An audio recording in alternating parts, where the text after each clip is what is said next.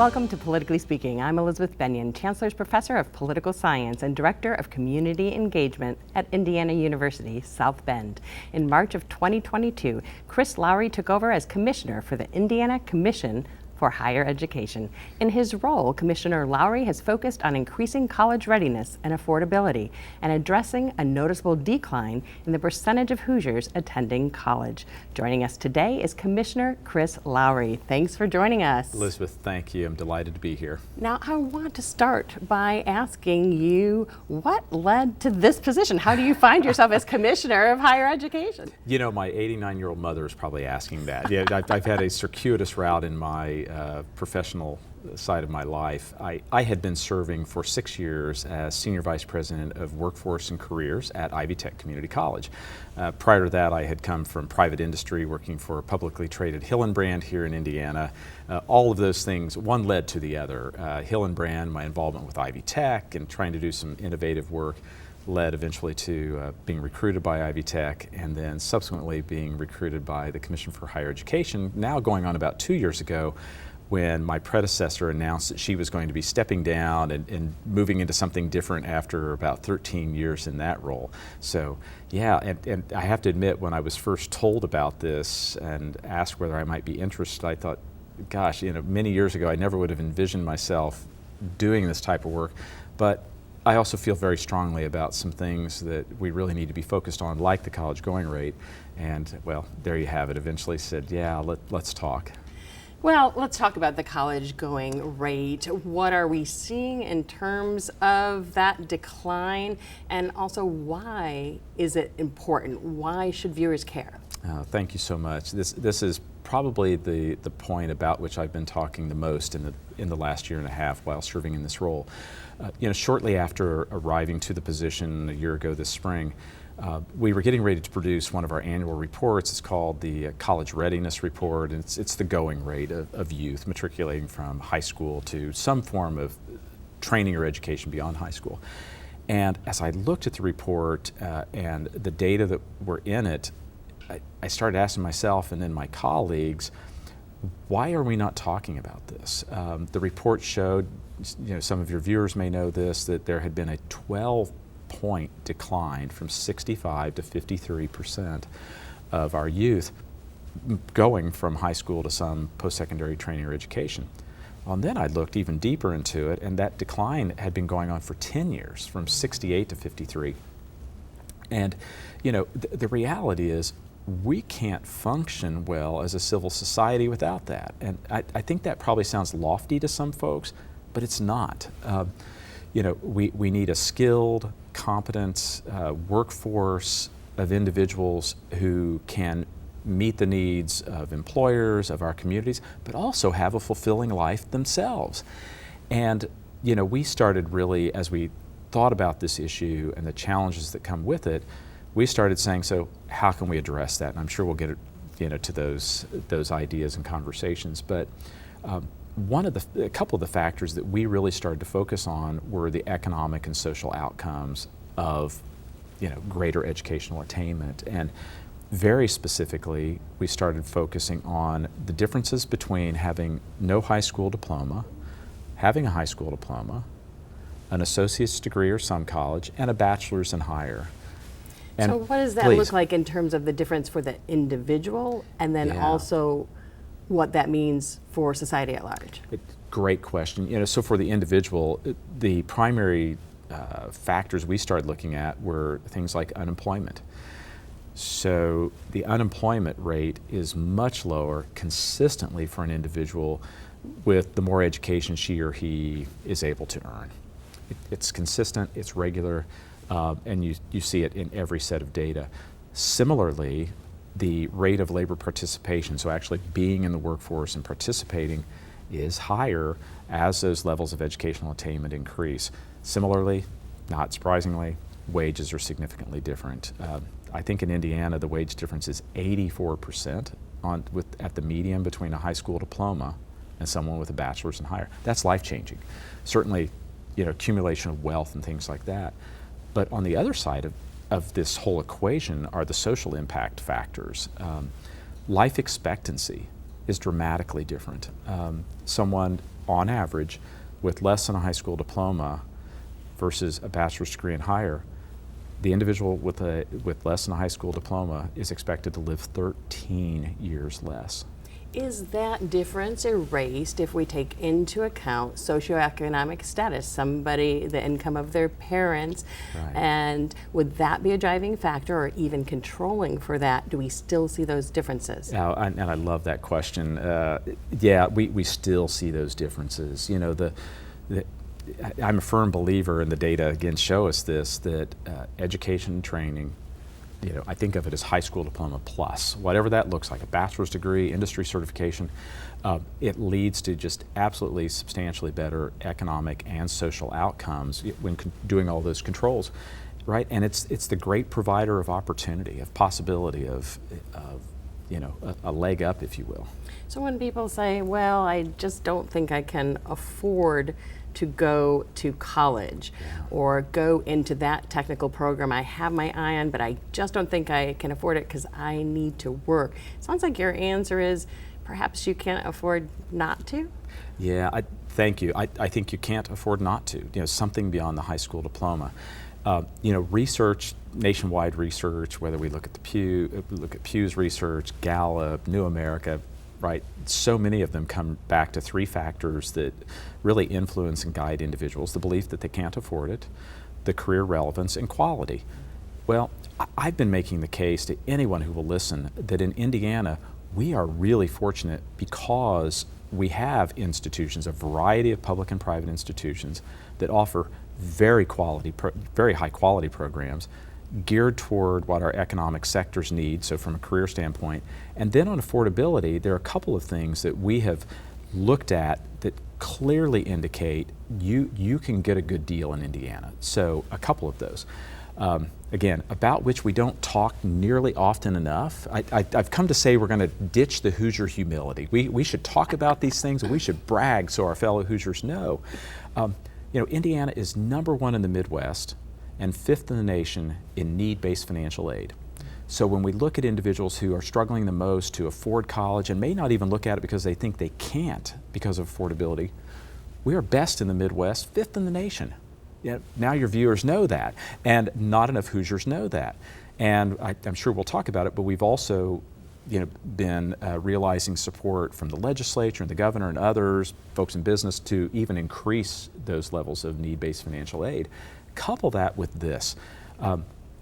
Our state-based institutions, so our public universities and colleges, in the last 10 years have really tried to hold the line on tuition and fee increases.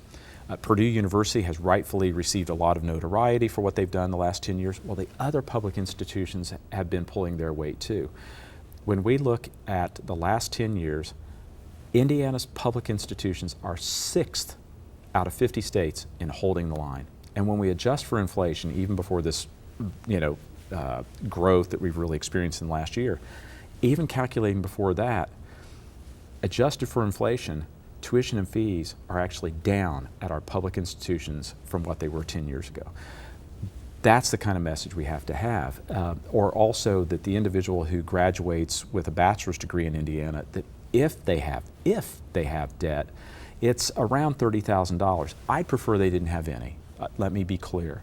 And we need to push and make sure institutions are remaining affordable, that we have aid for those who need it.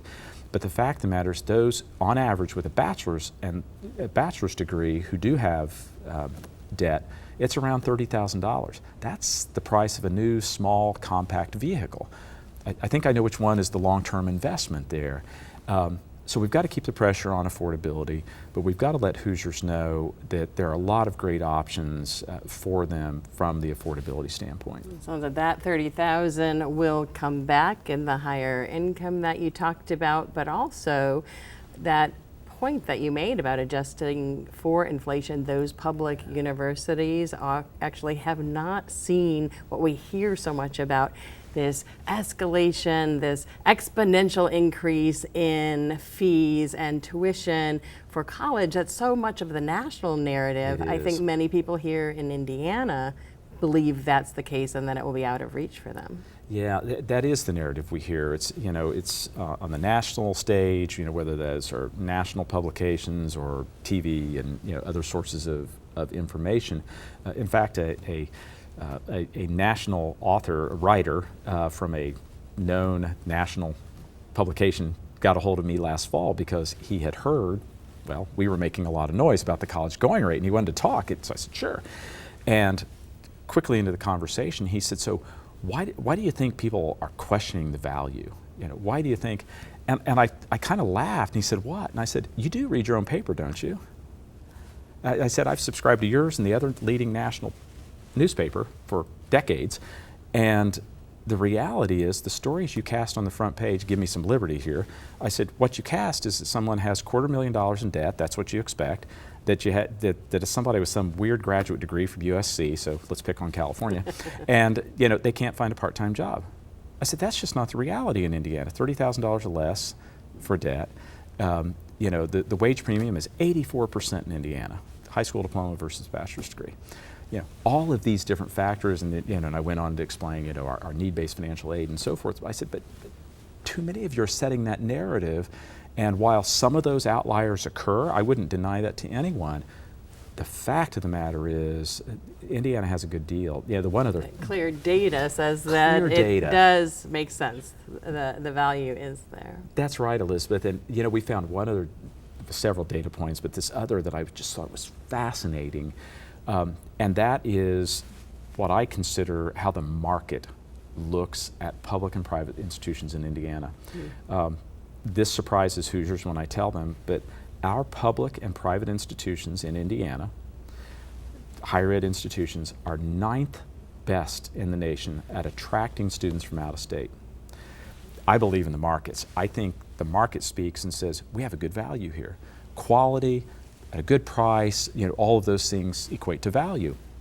Now, I will also tell you, we have a challenge at keeping those graduates. Right. And by golly, I intend for all of those graduates, or as many as possible, to stay here, or if they do go away to Chicago or New York or San Francisco or something, I just want them to come back. Right, that so-called brain drain. Yes. I know at IU South Bend, our chancellor likes to talk about the brain remain of keeping people I'll steal that. I like that. in our area. So definitely something that the state legislature is also looking at in terms of incentivizing keeping people here. Let's talk about that in just one second, because I want to go back to something else you said, which was that you were trying to do, that the state is trying to do even more to make college affordable for folks who come from some disadvantage, perhaps parents who don't earn very much money and they're looking at going to school. There is a change to the 21st Century Scholars Program that happened recently. I wonder if you could talk a little bit about that, because that seems very important. Oh, Elizabeth, thank you. I've been around public policy off and on for 40 years now, and I'm hard-pressed to find a piece of legislation that has been more meaningful than the move from having to find these children in 7th and 8th grade and sign them up to what is now an automatic enrollment of 21st century eligible students. And the background on that is that when we started looking at the college going rate, down to 53%, right, in our most recent data, when you peeled that back, we found something really startling. For low-income kids who are 21st century scholars, the college going rate was 81%. For low-income kids who didn't get the chance to sign up, it's 30%. Through no fault or knowledge of their own. Through no fault or knowledge of their own, oftentimes no fault or knowledge of the folks around them, their adults around them, parents, others. I think I found it, frankly, hard to sleep just knowing that. And so a number of folks, individuals in the legislature, in business, nonprofits, et cetera, we began talking about this about a year ago. And the question I posed to our team was, we know who these kids are, right? And they said, yeah, essentially, if a child qualifies for free and reduced lunch, we're pretty sure that they would qualify as 21st century scholars. And I said, so why wouldn't we just sign these kids up then, just automatically enroll them? And of course, and I don't want to be cavalier or glib about this, part of the response was, well, hey, there's a fiscal impact that'll require more expenditure from the state. Find those kids, get them signed up, and then they'll go to college. And quite frankly, my comment was, we always have to be responsible and look at that. But what we better do is look at the return on investment. What are the economic outcomes? And those things we just already talked about, Elizabeth, it's stunning, the positive, the upside from this kind of investment. Very conservatively, our business intelligence team came back, they were giddy, by the way, and said, Chris, just the difference in wages that we expect a student to learn because she or he had a chance to go and did go, between the high school diploma and likely a bachelor's degree, it's 10x just the wage difference from the original investment. And then of course my next question was, what's the impact to tax receipts? And they only looked, and again very conservatively, at local and state tax. Didn't take federal into consideration or anything. And the original investment is more than paid for, as you would guess, by the increase in tax receipts for that student. And that doesn't even begin to get into individuals having better access to health care, better health outcomes, and all those other things that I think intuitively we know. But the point is, we put numbers to it and said, look, they're conservative numbers. Call us out if there's something wrong in our formulas and our estimates. But as was evidenced, gosh, people just really came out to support it. It was, I think also very encouraging. There was broad bipartisan support in the Indiana House and the Indiana Senate, because I think folks saw, first of all, this is the right thing. Great economic return, good for the student, good for employers. It strengthens a community and a state. And truly, I'll circle back to it.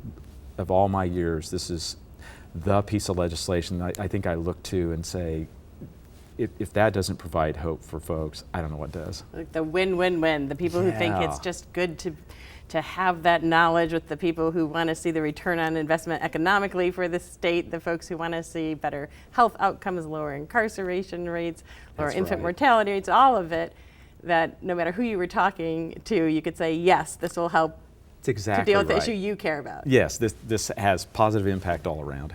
That's right. Now, in terms of the folks who are signed up for 21st Century Scholar, are they equally likely to be retained and to graduate as their peers?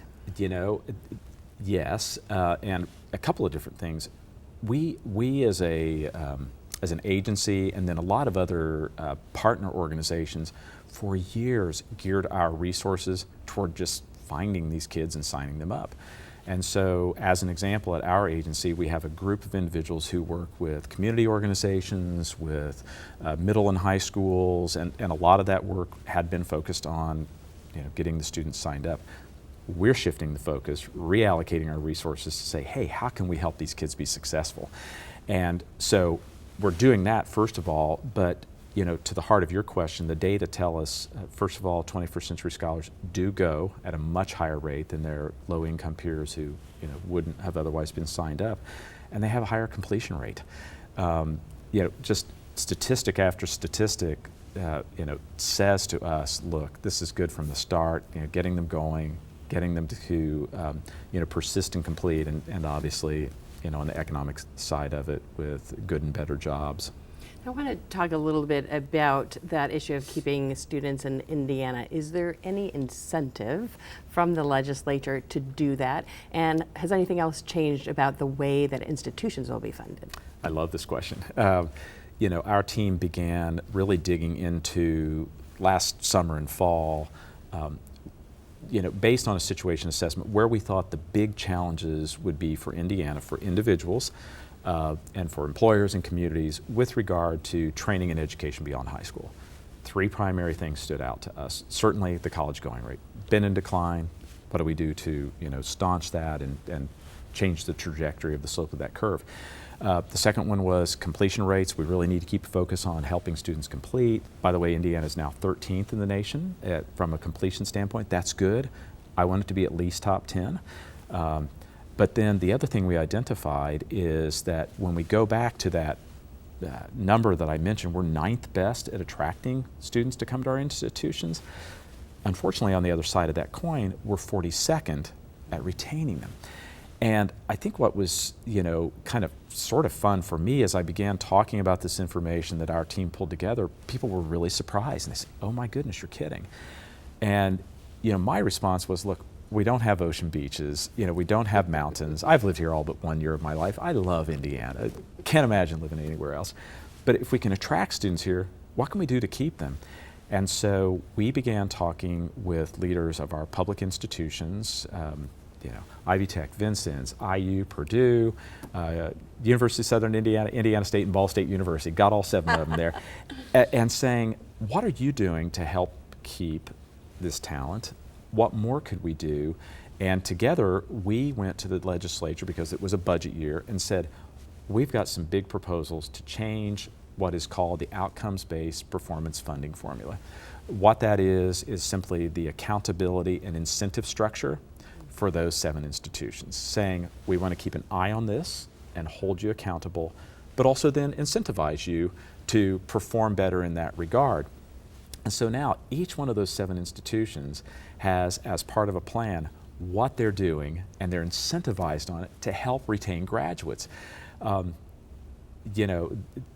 of the institutions has been working to deploy their in-state alumni to be mentors and coaches and conduits to internships and job offers. The last I checked, they had 4,000 volunteering to do this work. That's remarkable.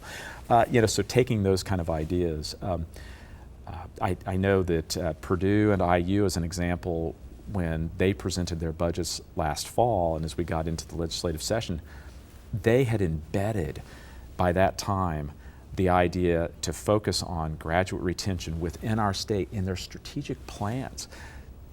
That is meaningful, long-term strategic thinking, and they've got that in there now. And of course, all of them will be held accountable, but also then incented for good work to get that job done. Graduation, completion rates, retention rates, and retention in the state after graduation, all being part of that performance funding. Yeah. In the last couple of minutes we have, I want to talk a little bit more about career and technical education. Yeah. Sometimes people seem to debate, is a 4-year degree better or a more technical degree?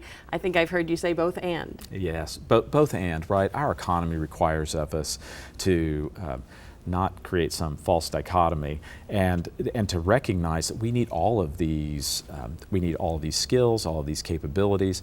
Whether it's operating a manufacturing plant that exists in St. Joseph County, or whether it's a hydrogen facility or an EV facility that's going to exist somewhere here in the state of Indiana, we need folks with bachelor's degrees and master's degrees and industry certifications and technical certificates to do different work in those roles. We are not, we're not experiencing a situation where we have so much talent we're turning them away. Employers tell me almost daily about their needs, and that to a great degree is focusing on what we already have in our state. And as we attempt to grow our state even more, organically but also acquisitively, so bringing in employers, and I know there's a lot of talk in this area about some, we have to be able to show that we have the human capital to get that job done. I've been saying frequently in the last year, financial capital will follow human capital. That's just a fact. And whether that is for a technician, or whether that is for an engineer, or whether that is for teachers, right? So yeah, it's an all of the above. And frankly too, I think when we inadvertently create this false narrative, it pits one group against the other, and I'd much rather see 1 + 1 = like 2.5. Absolutely. And just quickly, the state is taking steps, it sounds like, to increase all of the above in terms of its options. Yeah, absolutely. One step that was taken during this most recent General Assembly, during the legislative session, was to move the career technical education side of state government, CTE as oftentimes people know it, to the commission. It had been in a variety of agencies over the years, partly because of my industry background and then my life with Ivy Tech for going on a decade there. yeah, I've had pretty strong feelings about, one, the importance of it, the need to always crisply align with what the economic sector needs, with what employers need, to be really, tight in alignment with our higher ed institutions, so that as a student, takes CTE courses in high school, hopefully she or he is earning dual credit that then transfers into whether it's Ivy Tech or another institution, and that the individual is hopefully earning a recognized by the marketplace credential, also having work and learn experiences, because those oftentimes lead to jobs. I always say it's sort of a test drive between the employer and the individual, kind of test driving, going, do we think we might want to work together someday?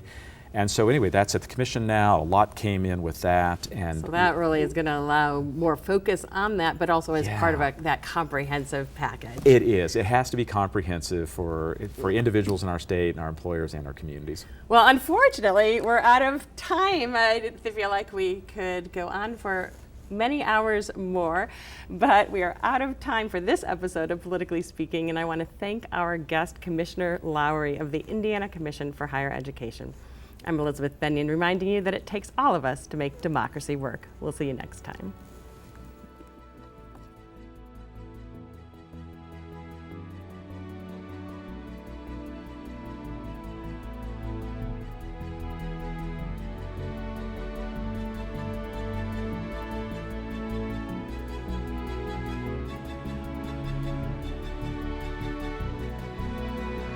This WNIT local production has been made possible in part by viewers like you.